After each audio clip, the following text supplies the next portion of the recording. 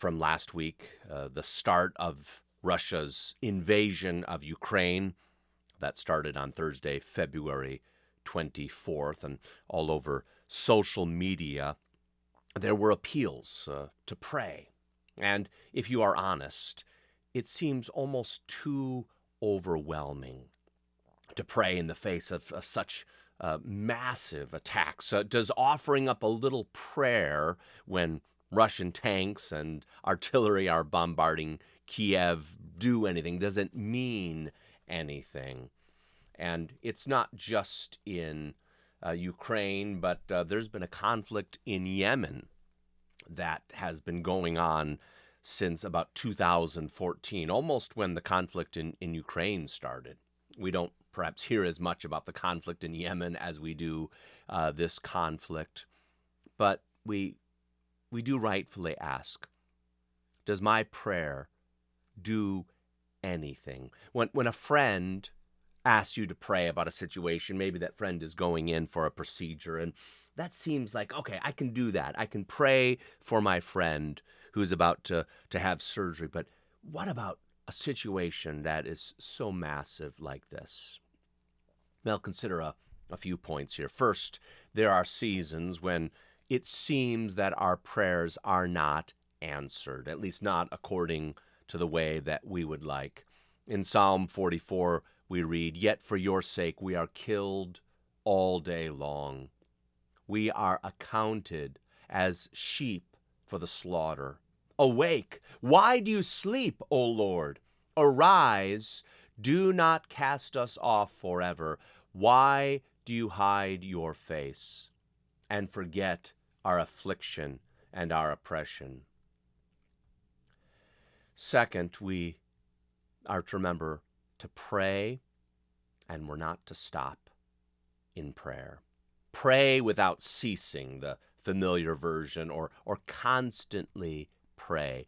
Pray continually, some versions read. So we don't want to use vain repetitions, but we also remember prayer is like being part of a battle. I've used this analogy before. Did any single bullet win World War II? Imagine that you were a soldier in the midst of some difficult conflict and you said, well, I fired 200 rounds. We haven't won yet, so firing my gun doesn't do anything. It is not to us individually, but as we are part of a larger spiritual battle, we are to pray and not stop in our prayers. Third, we are to pray as much as we can intelligently. When your friend asks you to pray as he or she goes in for a medical test, a procedure, it's something you might say very tangible. You know how to pray in that situation.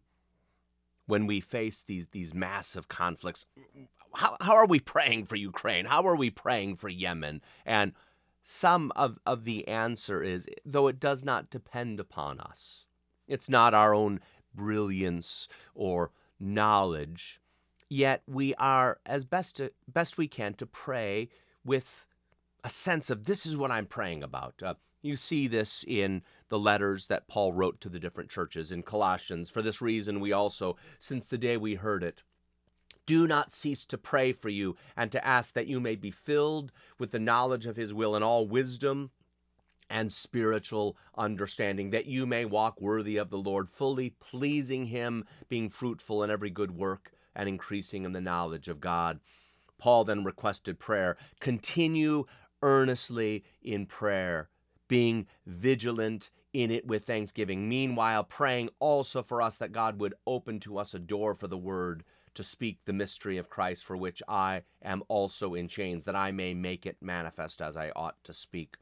As we think of the situation in Ukraine or other situations, we perhaps can find local churches that we can pray for, missionaries that are operating there. Maybe there are other relief agencies that are serving there. Not that, again, prayer depends on us, but the pattern of prayer is we do seek to pray intelligently.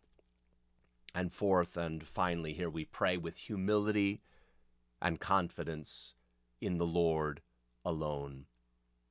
Hezekiah in Isaiah chapter 37 received a threatening letter from the Assyrians.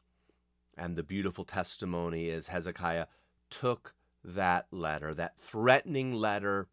He first read it, and then he went up to the house of the Lord. He spread that letter before the Lord. And then he prayed, O Lord of hosts, God of Israel, the one who dwells between the cherubim, you are God, you alone of all the kingdoms of the earth. You have made heaven and earth.